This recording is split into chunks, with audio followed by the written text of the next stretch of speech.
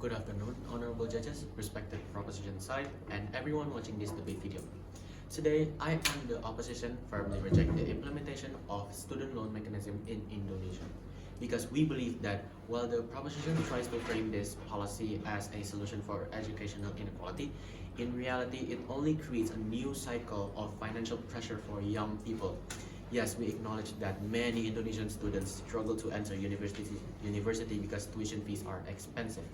However, just because there is a serious problem does not mean every proposed solution is automatically correct. The proposition wants us to believe that student loans are empowering because students can pay later. But delaying a burden does not remove the burden itself.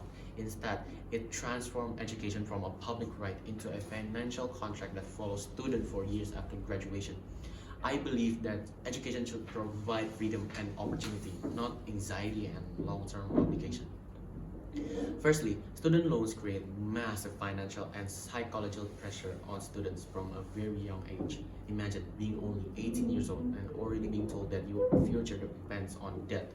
Even before students graduate, they already carry fear about repayment, employment, and financial survival. The proposition says repayment only begins after employment, but employment itself is not guaranteed in Indonesia. Thousands of graduates today are underpaid, unemployed, or forced into jobs unrelated to their degree simply because the labor market cannot absorb them properly. So what happens if students graduate but cannot secure stable jobs immediately? What happens if they only receive temporary contracts and minimum wage salaries? Even if the repayment system is income contingent, the burden still exists. Students will constantly calculate whether they can survive financially while also repaying debt to the government. This pressure affects life choices entirely. Graduates may avoid entrepreneurship because they fear unstable income. They may reject careers in research, teaching, social work, or creative industries because those jobs often provide lower salaries. Instead of pursuing passion and innovation, they become trapped in a survival-based decision-making. That is not empowerment, that is economic fear disguised as opportunity. Secondly, student loans fail to solve the real root causes behind educational inequality in Indonesia. The propositions keep focusing only on the idea that students need money, but they ignore the larger structural issue: why is higher education becoming so unaffordable in the first place? Why are scholarships so limited? Student loans normalize these problems instead of fixing them. Once loans become widely available, universities may feel more justified increasing tuition fees because students now have a way to pay. Over time, that becomes the standard pathway into education, and the cost of university keeps rising higher. This creates a dangerous cycle where education slowly becomes commercialized instead of expecting students themselves to carry the burden through loans.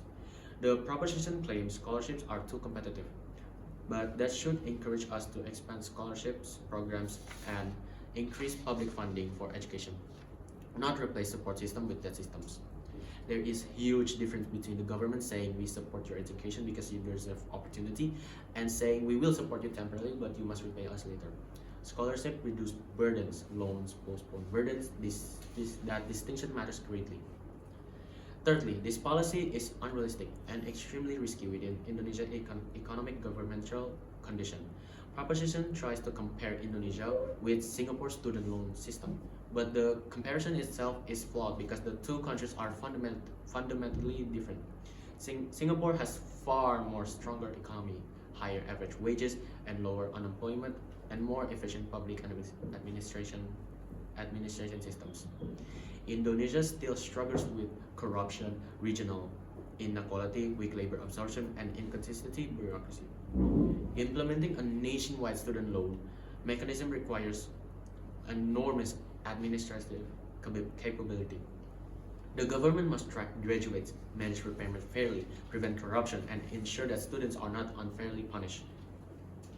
But Indonesia already struggles with managing many public welfare.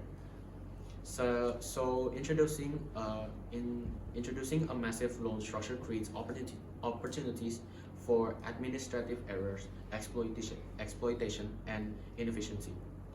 Furthermore, proposition assumes graduates will eventually repay everything. But what happens if large numbers cannot repay because of unemployment or low salaries?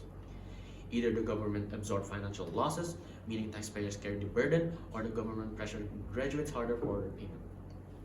Both outcomes are problematic. The proposition tries to frame this as sustainable because students will pay back eventually. But sustainability collapses when economic reality fails to match theoretical assumptions. Now, let us discuss the bond system proposed by proposition, where graduates must contribute back to Indonesia or remain working domestically after receiving support. This argument sounds patriotic emotionally, but practically it is coercive. People should contribute to Indonesia because the country provides strong opportunities, fair wages, and good working conditions, not because that obligation forced them to stay. If talented graduates continue leaving Indonesia, that reflects deeper structural issues such as lack of career growth, poor research opportunities, and inadequate salaries. Debt-based bonds do not solve these problems. They only temporarily restrict mobility. Real patriotism comes from people genuinely wanting to build the country, not from financial contracts controlling their choices. Furthermore, this bond system may create resentment among graduates who feel trapped instead of supported.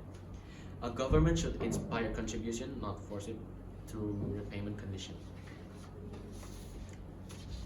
Finally, judges and audience. This debate is not simply about economics, it is about kind of future we want of Indonesian youth. Do we want a generation that begins adulthood carrying fear about repayment and survival? Or do we want a generation free to innovate, create, and contribute confidently to society? Education should be a ladder out of hardship, not another financial burden added onto struggling families.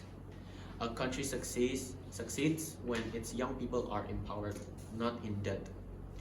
The proposition may claim that student loans are the most realistic solution, but realistic does not always mean just, and our side refuses to believe that that should become the prices students must pay simply to pursue their dreams.